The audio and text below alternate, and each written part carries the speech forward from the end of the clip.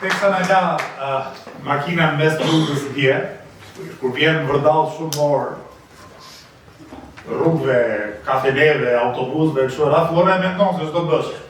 Se edhe celulari s'ka shumë bateri. Edhe më shkoi mendje te Odisea, personazhi i famshëm i mitologjisë dhe i letërsisë vjetër greke, që 10 vjet rrugtonte nëpërmes dhe për të gjetur Itakën e vet. Tani sigurisht jemi në shekullin 21 dhe s'kemi nevojë të marrim anije që na përplasin nga një shkop në tjetrin. Jo, na u duk pak vetja se Odisea dhe shokët e vet dje, por mbi të gjitha fillova të mendoj në ka nga simbolike se si ne si aktivistë i farkuptimi kemi shumë vite aktivizëm. E tha Albani që nga viti 2011 bëhen 14 vjet e pak. Edhe një farkuptimi kemi qenë si Odisea që kërkonim Itakën. Po Itaka jonë sigurisht nuk është një vend, nuk është thjesht një territor, por është një popull. Ne si aktivistë për 14 vjet kemi kërkuar popullin ton, kemi dashur të arrijmë tek populli ynë, jo fizikisht, por shpirtërisht, dhe fatmirësisht vitet e fundit kemi dalë që të përmbarojmë, t'i afrohemi shumë Itakës tonë, popullit tonë. Sigurisht që peripecit kanë qenë shumëta, sepse edhe faktorët që i kemi pasur dhe i kemi kundra janë të shumë. Nuk është e lehtë të kundërvihesh miliarderëve. U bë para ca ditësh, u botua një artikull në Shqipëri dhe tha lajmi mafa, na doli një shqiptar në 2000 më të pasurit e botës. Po fal mundit ton, fal punës ton, fal pasurive tona të përbashkëta që na i kanë vjedhur e tjetërsuar. Edhe vendi më i varfër i Evropës, ose pse një nga vendet më të varfëra të Evropës, sepse jemi rrot me Ukrainën ku bëhet luftë dhe Moldavin ku mund të bëhet luftë, pas ka nxjerr për fatin ton të madh, pas ka nxjerr një nga miliarderët e kësaj bote. Po siç ju thash, ne po i afrohemi Itakës sepse po i afrohemi popullit ton, po i afrohemi pritshmërive të tyre, edhe unë jam shumë i gëzuar që nga doj që shkojmë, flasim me bashkëqytetarët tanë, bisedojmë, na shprehim solidaritetin e tyre. Dje po pristim autobusin në fazën e mesme të peripecisë sonë në Katavi, edhe nuk na doli keq sepse patëm mundësi të njeheshim me të tjerë shqiptarë që ishin nga Qirokastra dhe të flisnim për hallet tona të përbashkëta dhe një farë kuptimi të bënim politik. Politik jo në këtë kuptimin e shëmtuar edhe manipulativ në cilën është bërë politika deri më sot në Shqipëri. Ma po pyesësh një bashkëqytetarin tonë se ç'është politika, thot një fjalë që thikën mendja, aq e keqe është. Por në fakt, me që jemi edhe në adheun e politikës, kuptimin e fjalës dhe të konceptit, politika vjen nga polisi, vjen nga përpjekja e qytetarëve të lirë të barabartë për të mirën e përbashkët. E në këtë kuptim ne duam t'i japim vlerën e dur politikës dhe ta shohim politikën si angazhim të njerëzve të ndershëm, të njerëzve të përkushtuar ndaj disa idealeve që kërkojnë të bëjnë më të mirën për vendin e tyre dhe për popullin e tyre. Rreth 60 vjet më parë, një president amerikan, cilin e vran Taziun, John Fitzgerald Kennedy, thoshte që mos pyesni çfarë mund të bëj shteti juaj apo vendi juaj për ju, po pyeteni veten çfarë mund të bëni ju për shtetin apo vendin tuaj. Por mbase kjo shprehje ka pas kuptim në Amerikë, pse? Se në Amerikë shteti zakonisht bën për qytetarët, edhe në kohë të jashtëzakonshme thotë qytetarët tani bëni edhe ju diçka për ne. Në Shqipëri kjo frazë nuk ka kuptim, në Shqipëri populli bën pafundësisht shumë për vendin e vet, për shtetin e vet.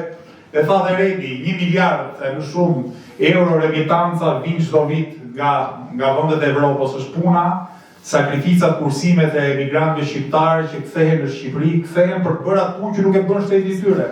Kthehen për të paguar doktorët, infermierët, ilaçet, spitali që nuk e bën shteti i tyre.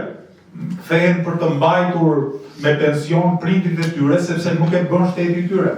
Pra në këtë sens nuk ka shumë kuptim të thuash në rastin ton mos pyet fare çfarë mund të bëj shteti yt për ty, po hajde pyesi vetëm çfarë mund të bëjmë ne për shtetin dhe për vendin edhe për vendin tonë, sepse dora në zemër, shqiptarët janë nga ata popull që shumë kanë bërë, edhe shumë vazhdojnë të bëjnë për vendin e tyre, për njëri tjetrin.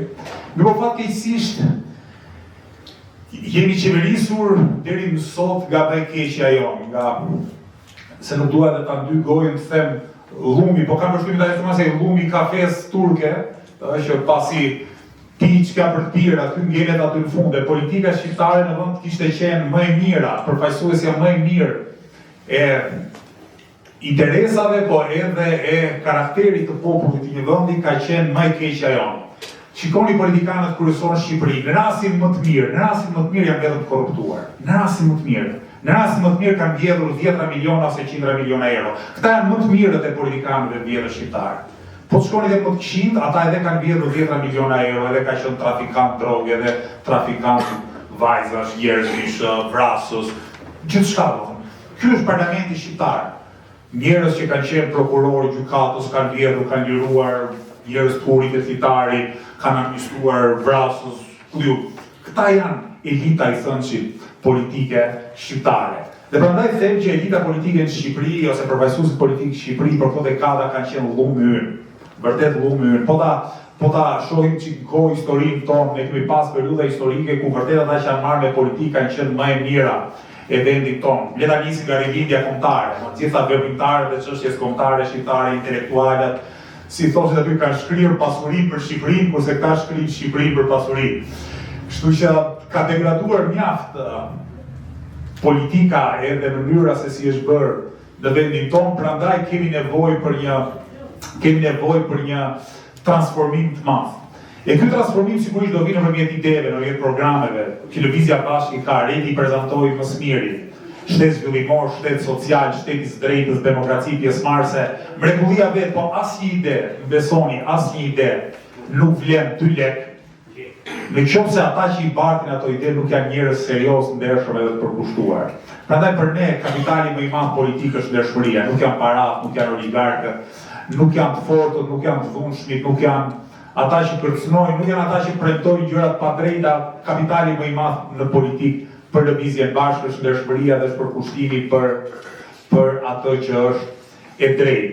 Prandaj përpara se të flasim për idetë, është mirë që të kuptojmë të gjithë bashkë se ekziston tashmë nevoja, edhe domosdoshmëria, jo vetëm nevoja për këtë transformim të madh dhe për këtë alternativë që në radhë të parë ka për të qenë një alternativë morale.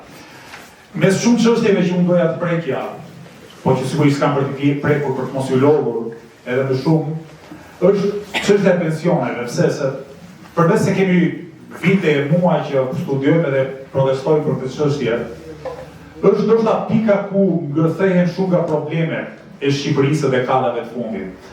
Nuk e di a keni lexuar diku, po patjetër e keni provuar në kurën tuaj kur keni punuar në Shqipëri apo në Greqi, se sa pak të drejta kanë njerëzit e punës edhe shqiptarët në përgjithësi. Kemi një informalitet në punë që është skandaloz, sipas statistikave 1 në 2 shqiptarë në Shqipëri punon në zezë. 1 në 2 vete, në 2 veta që punojnë, njëri prej tyre ka për të mbetur pa pension. Edhe nga që nuk kontribuon dot sot në skemën e sigurimeve shoqërore në Shqipëri, edhe ata që janë mosh pensioni, sigurisht nuk përfitojnë dot pensionin e dur. Ne kemi ligje të mbrapsta, ne kemi ligje që i thonë një punëtori shqiptar që ti fillosh të kesh drejtë për të gëzuar pension në Shqipëri. Që të marrësh 100 euro pension në Shqipëri, duhet të kesh kontribuar të paktën 15 vite. Të paktën 15 vite punë për të marrë 100 euro pension. Nëse ke kontribuar 40 vite, 11 muaj, kesh në vijan thotë. Zoti të dhash, ka pas thënë poeti Yll Bigjeni, kur ai varfër në rrugë të Shkodrës i kërkonte diçka zotërisë, dhe zotëria e thoshte Zotit dash, se sigurisht unë njeriu nuk kam çfarë të jap ty, madje mund të të kem marrë shumë, por nuk është kjo koha për të dhënë. Vendet e tjera, vendet e zhvilluara që s'kan probleme me informalitetin në punë, e kanë minimumin e viteve që ti duhet të kontribuosh për të gëzuar pension 10 vjet. E do them unë drejt të haj, kur në vende ku informaliteti është përjashtimi, të mjaftoj vetëm 10 vite për të gëzuar pension. Në Shqipëri, ku shumica e punëtorëve në këto 30 ca vjet kanë punuar në zezë, këtu duhet 15 vite. Dhe shqiptarët si popull i stërmunduar, e punëtorët shqiptarë në veçanti, kanë edhe një përvojë goxha komplekse punësimi. Sa shqiptarë kanë punuar 10 vite në Shqipëri, 15 vite në Greqi, 13 vite në Gjetiu, e ti mund të shkoj jeta 40 vite punë, edhe të përfundosh që mos e gëzosh do drejtën e pensionit në asnjë shtet. Pse? Sepse shteti yt shteti shqiptar, është i gatshëm të bëjë çdo lloj marrëveshje me shtetet e tjera, përveç se marrëveshjen e pensioneve. Është i gatshëm me fjalë të bëjë një marrëveshje me Greqinë e thotë çdoni vëllezër, mos doni gjë gjithë brevetin e Jonit ata deratikut, merrni thotë. Vetëm na jemi në lekë dhe ne. Ose me shtetet e tjera të bëjë marrëveshje nga më pak. Pa drejta dhe rrugëtore. Ama mos kërkoj diçka shumë thjeshtë. Kërkoj që hajde bëjmë një marrëveshje për pensione drejt dhe haq. Nëse ti ke punuar 12 vjet në Shqipëri dhe ku diu 20 vjet në Greqi, ato 33 vite të njihen, sikur ke kontribuar në ditë s'ke pensione dhe të marrësh një pension për aq sa ke punuar. Një nga përkufizimet më të hershme të drejtësisë është secilit hapur. Duket që në kodin e Hammurabit nga Babilonia gjen ata, secilit hapur. E ne nuk kemi mësuar kur drejtën si shqiptar, si njerëz të punës, pikërisht kur nuk na ka vënë hapur. Gjithmonë na kanë ngrënë hapur, na kanë ngrënë hapur puna, na kanë ngrënë hapur shteti ynë.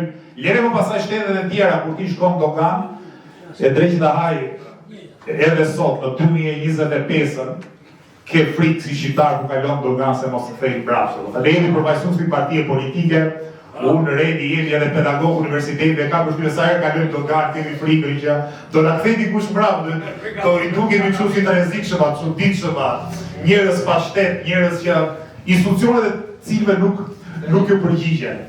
Edi Rama ka dalë ka thënë do ju jap pasaportën evropiane. Por kam përshtypjen që ajo pasaportë që në fakt do na japi tjerës ka për na dhënë ai se nëse në këto 35 vite ne kemi dashur të hyjmë në Evropë, Evropa s'na ka qasur, tani Evropa do të na fusë dhe po s'deshëm ne të hyjmë brenda. Gjeopolitika është bërë aq komplekse, saqë Bashkimi Evropian me hir me pa hir ka për të zgjeruar e do të na fusë aty brenda. Nuk Edi Rama thotë do i merrni pasaportën për çfarë? Që t'ikni edhe ju, dhe ju që keni mbetur në Shqipëri t'ikni nga sytë këmbët. Ne pasaporta na duhet në mënyrë që të kemi dignitet, mos na trajtojë njëri si qytetar dorës 2 apo 3 në Evropë. Por ajo pasaport nuk ka përshërbyer asgjë për asgjë nëse nuk ndërmarrim reforma të thella strukturore, ekonomike, të nxitjes së prodhimit bujqësor industrial, të ndërtimit të shtetit social në Shqipëri. Tani, meqense jemi në Greqi dhe unë kam qenë për zemër mendimin politike dhe filozofinë e vjetër, më kujtua rrugës këtu Aristotelit, filozofi i vjetër grek, i cili shtronte një pyetje shumë thjeshtë, një nga librat e tij, Etika mos gaboj, e thoshte dorë çfarë do njeriu, çfarë do? Atë kush mund të thotë, njëri do pasuri, tjetri do rini të përjetshme, dikush tjetër do famë. Po Aristoteli thoshte që gjitha këto janë qëllime, po janë qëllime ndërmjetme. Sa i kërkonte të gjente cili ishte ai qëllim që po e realizove, nuk ke shkërkon tjetër. Se paraja nuk të duhet në vetvete, ti nuk mund thuash mjafton të kem para, se edhe paraja të shërben si mjet për të marrë diçka. Edhe fama nganjëherë duhet si mjet për të arritur diçka. Edhe Aristoteli pyeste veten, cila është ajo vlerë ose ai parim që po e gjete, s'ke shkërkon më tjetër. Edhe përgjigja shumë e thjeshtë, e thoshte lumturia. Asnjëri nuk e do lumturi si mjet për diçka tjetër. Të gjithë ne duam të jemi të lumtur. Duam të jemi të lumtur, se në momentin që je i lumtur, gjithçka tjetër është e kohë. Jo, kur bëhen sondazhe për pyesin ta që merren me anketime, i pyesin popujt, a jeni të lumtur? Dora në zemër shqiptarë nga vendet e fundit në Evropë, duket para fundit kanë dalë një sondazh. Pyet ai, a je i lumtur? Po, jo, shumica dërmuese thotë jo. Na e kanë marrë lumturinë, na e kanë marrë diçka kaq të thjeshtë, sepse po nuk patëm drejtësi, po nuk na u dha haku i punës tonë, po nuk patëm një shtet që i përgjigjet nevojave tona, po u shpërbën marrëdhëniet sociale për shkak të presionit, po u ndan familje, të cakteje ca andej, ti nuk mund të jesh i lumtur. Prandaj, po të na pyes dikush, morbo, çfarë doni të realizoni, cili është qëllimi juaj përfundimtar? Jo vetëm në këto zgjedhje, po në gjithë përpjekjen tuaj politike, qëllimi ynë është ky, të mundsojmë të gjithë njerëzve, të gjithë qytetarëve shqiptar të jenë të lumtur. Ti je i lumtur do të thotë ti je i pasur, ti je i lumtur do të thotë të bësh nami, ti je i lumtur do të thotë ti ke plotësuar nevojat e tua materiale, edhe të jetosh në kushte lirie, barazie, digniteti, marrëdhënies të shëndetshme sociale. Unë ju thash në fillim që nuk ka kuptim që thua shqiptarëve çfarë do bësh ti për vendin tënd, se aq shumë bëjnë dora zemër sa që do vërtet guxim të madh. Pro prapë se prapë unë e kam të guxime dhe dhe them, na duhet dhe i gjë e fundit për ju. Keni dhënë jashtëzakonisht shumë, 35 vite punë, 35 vite duke mbajtur një vend të tërë familje të panumërta, por na duhet dhe diçka për ju. Mbase jo për herë të fundit, por na duhet dhe diçka. Është mbështetja juaj, është vota juaj. Në 11 maj, ju lutem na ndihmoni të transformojmë vendin tonë.